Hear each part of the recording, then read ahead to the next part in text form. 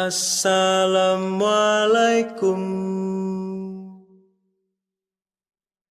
warahmatullahi wabarakatuh.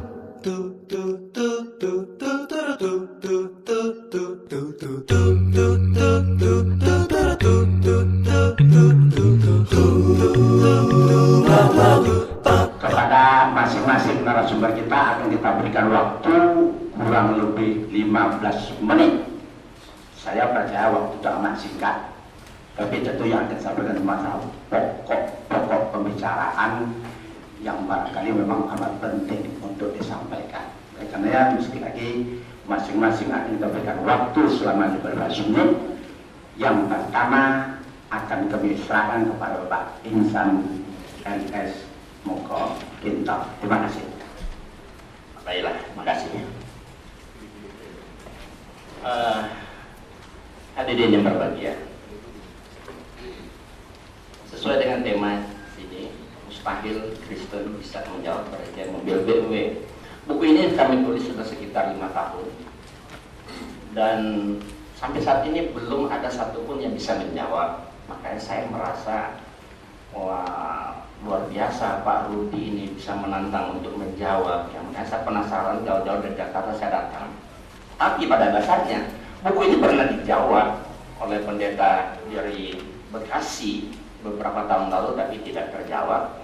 Kemudian juga sudah dijawab oleh pendeta Budi Asadi dan pendeta Esra dari Kupang. Waktu itu kami debat di Universitas Islam Muhammadiyah Sidoarjo. Dan VCD-nya ada. Ini VCD ini debat ya, berada BMW mustahil Kristen bisa menjawab. Terlihat sekali betapa pendeta Budi Asadi tidak bisa menjawab sama sekali, malah dia ditertawakan oleh jamaah. Ini ada VCD rekamannya ketika membahas tentang berhadiah BMW. Memang kami sudah 2 kali debat sama dia, tapi satu tema lain. Tema berhadiah BMW sudah dibahas. Nah, ada 11 pertanyaan seperti kita lihat di layar ini. Ada 11 pertanyaan. Setiap pertanyaan diberi hadiah 10 juta.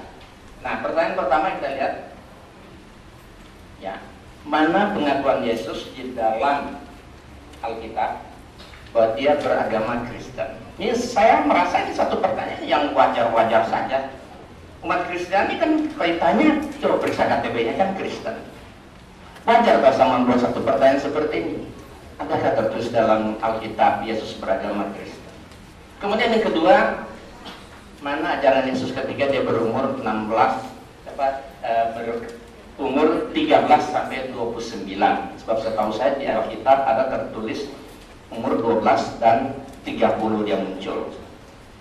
Jadi 17 tahun separuh dari umur Yesus itu tidak ada kisahnya di dalam Alkitab. Jadi ini pertanyaan mana? Ya, ajaran Yesus yang tertulis dalam Injil ketika dia umur 13 sampai 29. Kemudian ketiga, mana ayatnya ucapan Yesus dalam Alkitab, akulah Allah Tuhanmu maka sembahlah aku saja. Saya merasa ini satu pertanyaan yang wajar. Umat Kristen menyembah Yesus sebagai Tuhan.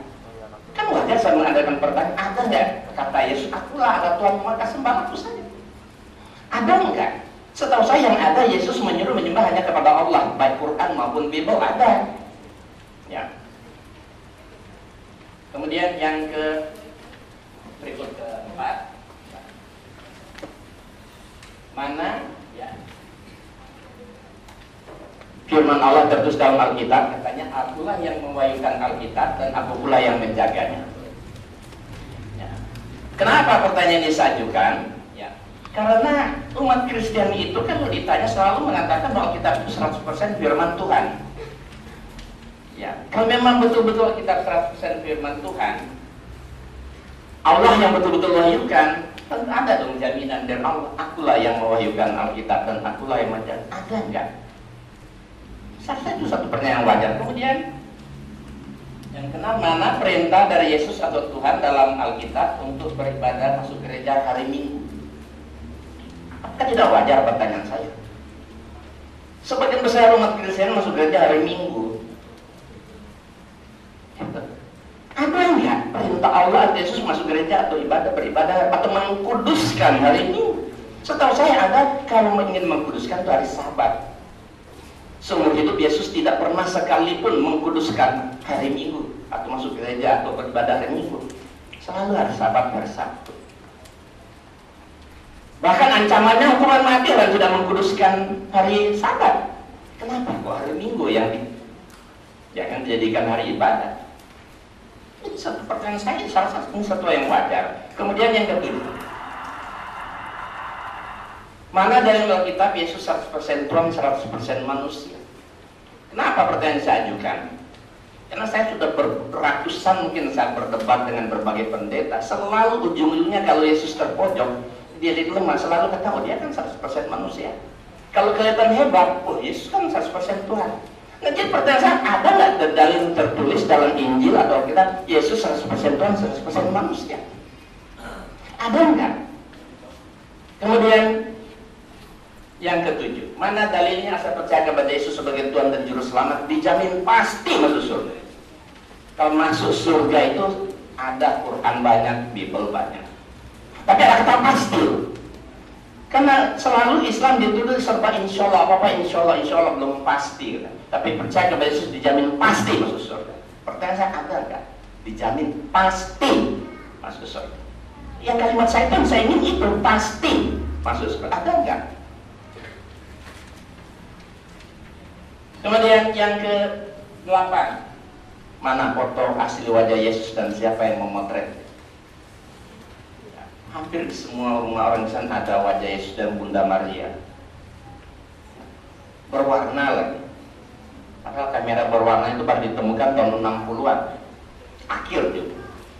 Tahun 2010 tahun yang lalu, 2000 lebih tahun yang lalu. Kamera merek apa? Berwarna lagi kan. Kemudian mana dalilnya dalam Alkitab Yesus lahir tanggal 25 Desember dan perintah mereka Natal? Seluruh dunia merayakan, ya kan? Apakah tidak wajar saya mengajukan pertanyaan ini? Ada nggak dalil Yesus lahir tanggal 25 Desember dan perintah mereka Natal? Tentu itu sama sekali tidak ada. Kemudian yang terakhir, buktikan siapa yang hafal Alkitab walaupun satu surat saja di luar kepala. Satu surat. Ini pertanyaan yang sering saya ajukan. Kenapa saya ajukan? Karena ada pendeta mengatakan Al-Quran itu buku yang sangat tipis sehingga mudah dihafal. Nah, Al-Quran setipis-tipis, Quran halamannya banyak, 500, 600, 700 halaman. Tapi orang hafal di luar kepalanya berjuta-juta halaman. SD hafal di luar kepala. Alkitab bahasa Indonesia dibaca langsung dimengerti. Masa bertahun-tahun jadi pendeta nggak hafal? Jangankan satu lembar, saya yakin nggak ada yang hafal. Satu lembar bolak-balik Pasifikuma nggak ada yang hafal. Saya akan kasih 10 juta kalau ada pendeta hafal satu lembar bolak-balik Pasifikuma, maju ke depan sini. Nggak ada. Bahasa Indonesia dibaca langsung dimengerti. Kenapa? Nah ini 10. Jadi pertanyaan-pertanyaan yang saya ajukan ini bukan mendiskreditkan orang Kristen. Tidak demikian. Sama aja orang Kristen supaya berpikir kritis.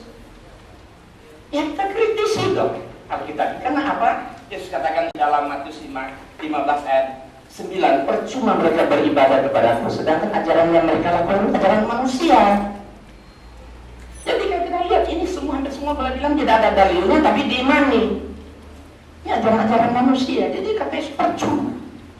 Kalau umat Kristiani melakukan sesuai dengan apa yang diajarkan oleh Yesus atau Nabi Isa alaihissalam, saya yakin Islam dan Kristen itu bedanya tipis sekali. Sangat tipis perbedaannya.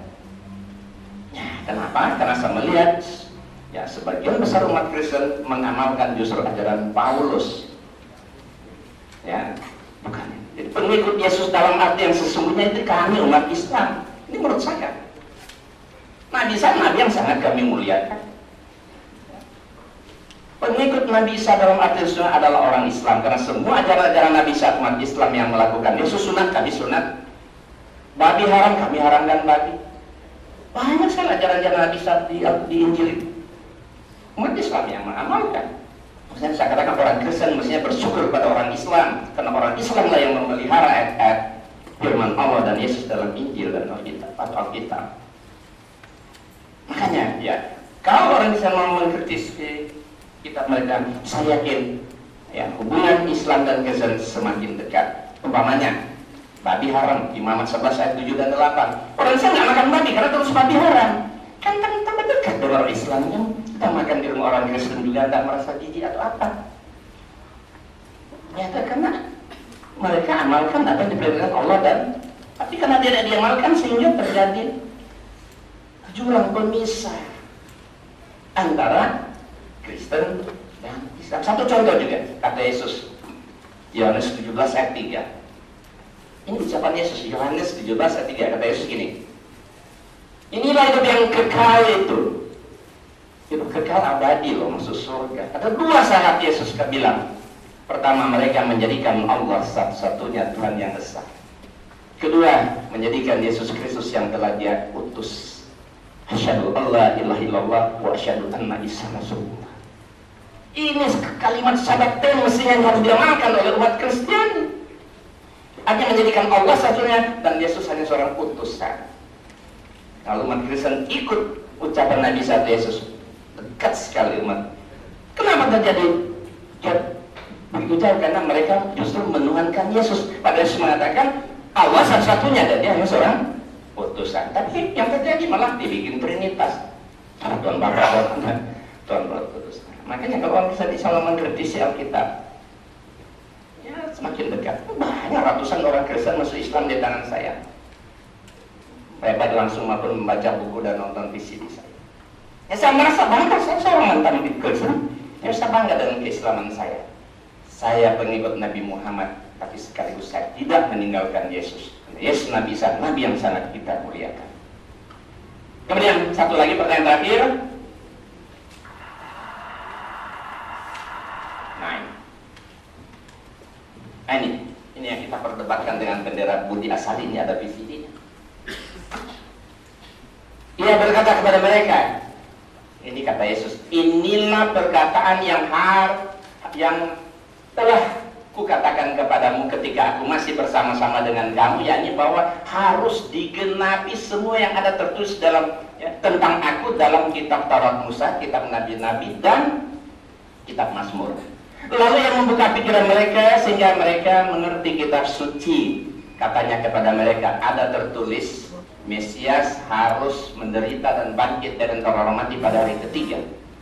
Nah, pertanyaannya, mana bukti ucapan Yesus yang mengatakan bahwa ada tertulis demikian? Mesias harus menderita dan bangkit dari antara orang mati pada hari ketiga.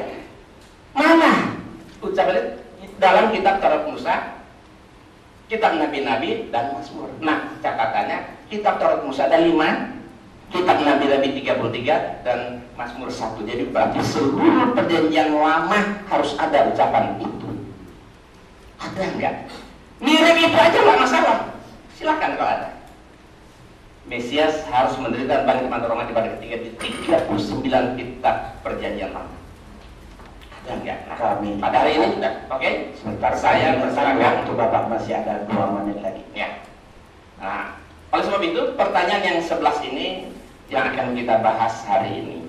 Nah, tentu saya sangat berharap Pak Pendeta Rudi akan membahas, boleh pilih 11 pertanyaan mulai nomor 11, nomor 9, nomor 6, 1, terserah.